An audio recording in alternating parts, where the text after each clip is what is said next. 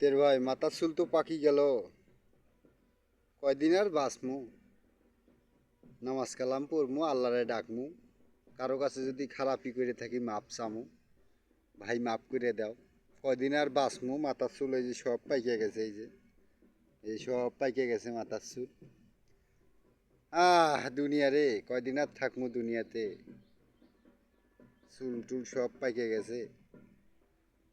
আল্লাহ যেদিন ফেরেস্তা পাঠায় দিব, এই বান্দা তোর হুকুম হয়ে গেছে, তুই চলে যা, সেদিন তো যাওয়াই লাগবো। সেদিন আর ঘুষ দিয়েও কাম হইতো না।